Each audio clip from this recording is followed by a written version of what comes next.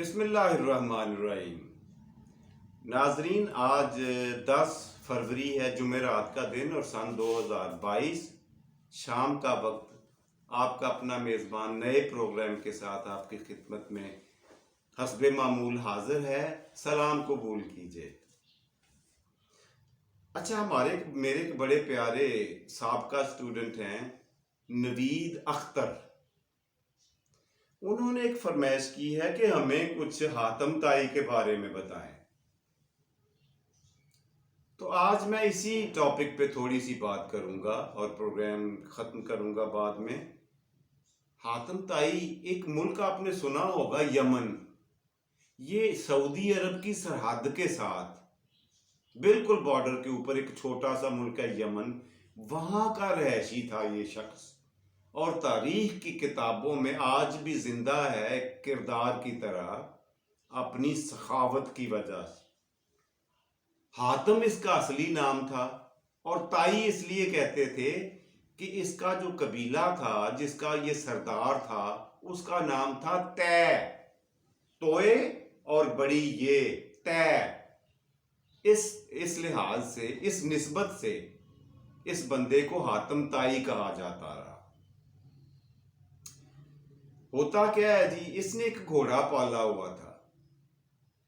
اچھا، بنیادی طور پر یہ تاجر تھا، تجارت سے جتنی بھی اس کو پروفٹ یا منافع ہوتا، وہ زیادہ تر اس کا جو میجر لائن شیئر ہوتا، بڑا حصہ ہوتا، وہ غربا، یتامہ اور مساکین میں تقسیم کر دیتا، فلاح عامہ کے کاموں پر خرچ کر دیتا۔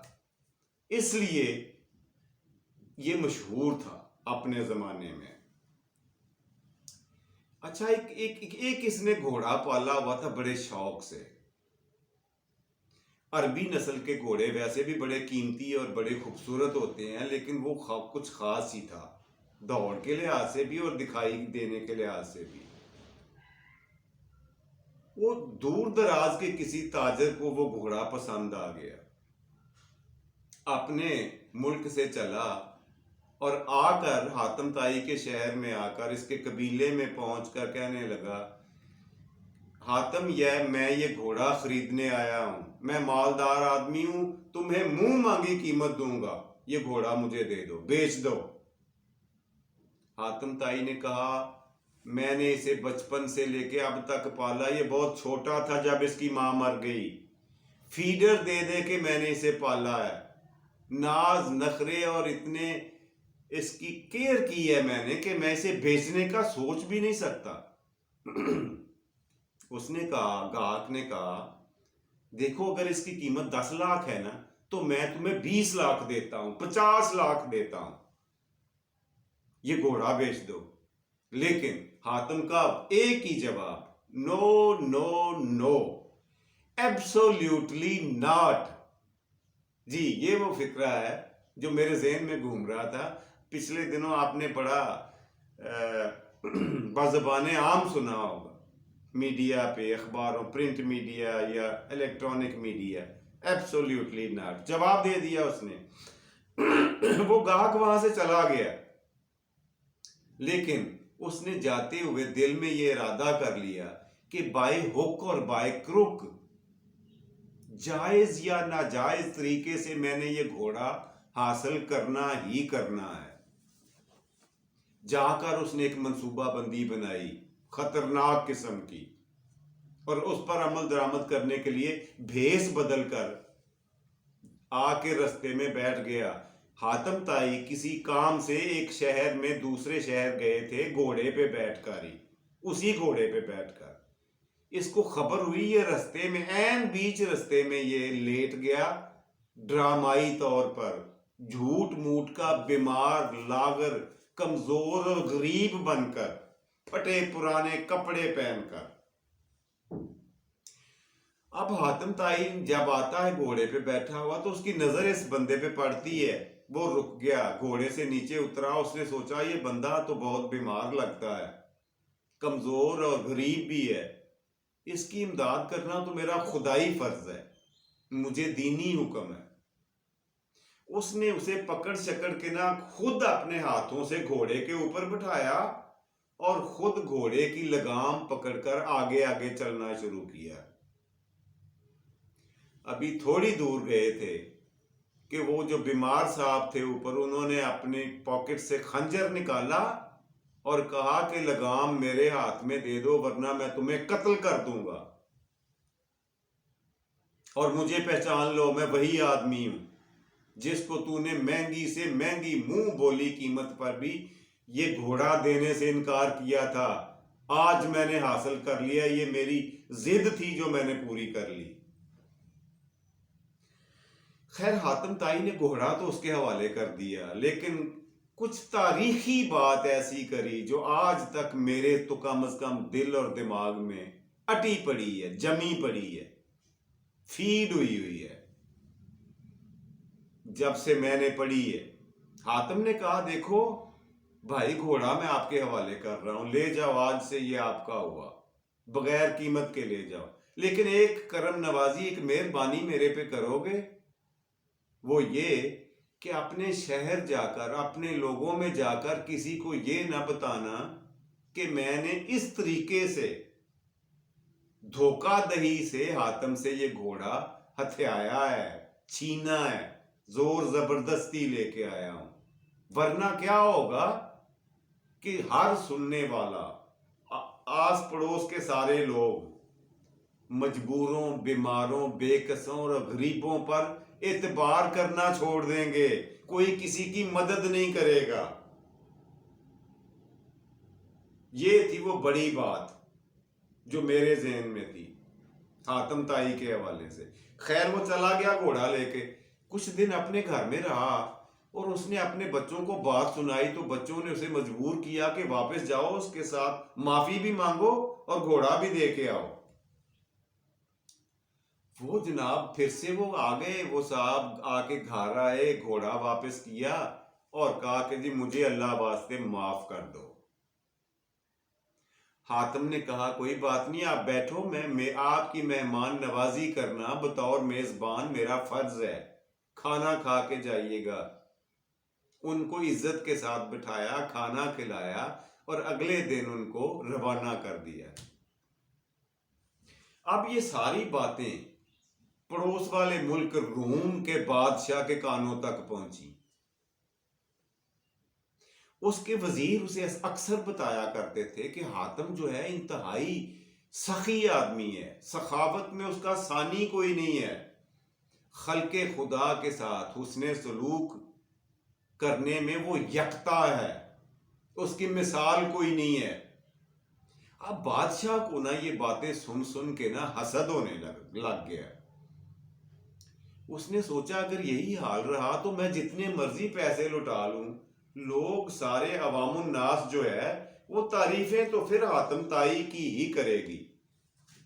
سو اس نے ایک سکیم سوچی، اپنے وزراء کا ایک وفد، ایک ڈیلیگیشن تیار کیا اور کہا حاتم کے گھر جاؤ، اس کو بولو یہ گھوڑا ہمیں، ہم غریب لوگ ہیں، یہ گھوڑا ہمیں اللہ کے نام پہ دے دو۔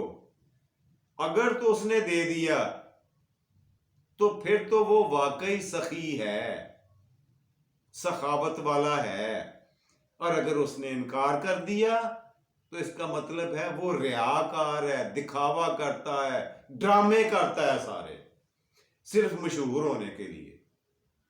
لو جی، بادشاہ کا حکم تھا، وزراء چل پڑے، 10-15 بندے تھے، جاتے جاتے روم سے چلے اور یمن میں پہنچتے پہنچتے ان کو شام ہو گئی۔ جب وہ حاتم کے دروازے تک پہنچے تو انہوں نے کہا السلام علیکم جی، ہم غریب لوگ ہیں، اللہ کے نام پہ ہم آپ سے ایک سوال کرنے آئے ہیں۔ حاتم نے کہا سوال بعد میں کیجیے گا، باہر تو بارش طوفانی بارش آ رہی ہے، اندھیرا ہو رہا ہے، پہلے آپ اندر تشریف لائیں، غریب خانے میں بیٹھیں، مجھے میزبانی کا شرف بخشیں۔ وہ اندر چلے گئے، مہمان خانے میں ان کو بٹھا دیا گیا اور ان کی خوب خاطرداری کی گئی بھنے ہوئے تازہ گوشت کے ساتھ۔ انہوں نے بہت انہوں نے یہ عجیب جانا کہ یہ تازہ گوشت، اتنا لذیذ گوشت فوری طور پر کہاں سے لے آیا ہے؟ باہر تو رات بھی ہے اور طوفانی خوفناک بارش بھی ہو رہی ہے. خیر جیسے تیسے انہوں نے رات گزاری اور صبح جب روانہ ہونے لگے تو انہوں نے کہا کہ جی چلیں میں آپ کو باہر تک چھوڑ کے آتا ہوں. یہ میرے آقا کی سنت ہے کہ مہمان کو باہر تک روانہ کر کے سی آف کر کے خدا حافظ کہہ کے آتے تھے. انہوں نے کہا آپ نے ہمارا سوال تو سنا ہی نہیں. ہم اللہ کے نام پر آپ سے وہ آپ کا اکلوتا گھوڑا مانگنے آئے ہیں. حاتم تائی نے یہ سوال سن کر اپنا سر پکڑ لیا. افسوس کے آنسو رونے لگ گیا. کہنے لگا صاحبان بات یہ ہے کہ اگر آپ اسی کام سے آئے تھے تو پھر مجھے آتے ہی بتا دیتے. نہایت افسوس کے ساتھ بتاتا ہوں کہ اب اس وقت وہ گھوڑا اس دنیا میں نہیں رہا. جب آپ تشریف لائے ہیں رات کا وقت تھا، بارش ہو رہی تھی، کہیں سے گوشت کا انتظام نہیں ہو سکتا تھا. تو یہ کیسے ہو سکتا ہے کہ حاتم تائی کے گھر میں مہمان آئیں اور ان کی گوشت کے ساتھ تواضع نہ کرے. لہذا میں نے فوری طور پر وہ اپنا گھوڑا ذبح کر کے اسی کا گوشت بنا لیا تھا. اس سارے واقعے نے ان وزراء کو تو متاثر کیا ہی تھا. جب وہ واپس اپنے ملک گئے نا، انہوں نے جا کے بادشاہ کو یہ سارا قصہ اور ماجرا سنایا تو بادشاہ نے واقعی دل و جان سے تسلیم کر لیا کہ حاتم تائی واقعی سخی ہے، سخاوت والا ہے. اب اسے اس کے ساتھ حسد نہیں تھا بلکہ رشک کر رہا تھا کہ اللہ کرے میں بھی ایسا بن جاؤں کہ لوگ زمانہ مجھے بھی اسی خوبی کی وجہ سے پہچانا کرے اور صدیوں تک میرا ذکر ہوا کرے، مجھے یاد کیا کریں. یہ تھا جی آج کا مختصر سی کہانی جو حاتم تائی کے بارے میں میرے علم میں تھی. اگر آپ ضروری سمجھیں گے تو اور بھی سنا دوں گا، اور اس کی کئی کہانیاں ہیں. حاتم تائی کے بہت سارے قصے ہیں جو مختلف کتابوں میں ملتے ہیں. ضرورت ہوئی تو بتا دیجیے گا، میں اور سنانے کے لیے حاضر ہوں. اگلا سیگمنٹ ہے ہمارا سوال جواب کا. تو آج کا سوال پوچھنے سے پہلے ذرا پچھلے سوال جواب کی طرف جائیں. پچھلے پروگرام میں میں نے یہ پوچھا تھا آپ سے کہ یہ بتائیے کہ کلوپترا کی بایوگرافی سوانح عمری کس مشہور انگریز مصنف نے لکھی تھی؟ جی ہاں، اس مصنف کا نام بچہ بچہ جانتا ہے، انگریز رائٹر تھا. اس کا نام ہے شیکسپیئر، مشہور ڈرامہ نویس جس کے ڈرامے میں کئی دفعہ پڑھ پڑھ کے ایک ایک لائن پہ سارا دن سوچتا رہتا ہوں، ایک لائن لے کر شیکسپیئر کے ڈرامے کی. اس قدر ذہین فتین اور اس قدر قلم کاری کا ماہر تھا وہ. اللہ نے اسے یہ خوبی دی تھی. پتہ نہیں کہاں سے وہ ایسی باتیں ایسے الفاظ نکال کے لیا. خیر بات لمبی ہو جائے گی. اگلا سوال نوٹ فرما لیجئے. چلیے کامن سینس کا سوال پوچھ لیتے ہیں. یہ بتائیے وہ کون سا درخت ہے جس میں لکڑی نہیں ہوتی؟ جی اس درخت کا نام بتائیں جس میں لکڑی سرے سے ہے ہی نہیں. ہے وہ درخت. سوال آپ نے نوٹ کر لیا ہوگا. اگر جواب آتا ہے تو کمنٹس میں لکھیں، اگر نہیں آتا تو میں تو کل بتا دوں گا انشاءاللہ بشرط زندگی. تیسرا اور آخری سیگمنٹ آج کا شعر.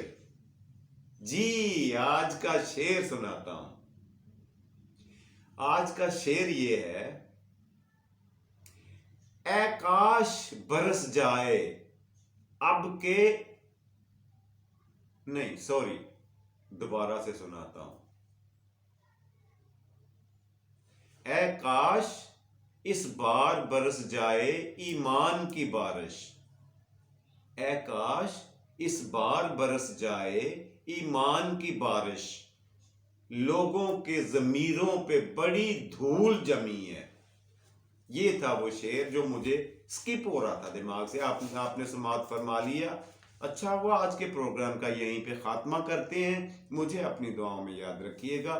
خوش رہیں، خوشیاں بانٹیں. اللہ سونا آپ کو آسانیاں دے، آسانیاں تقسیم کرنے کی توفیق دے.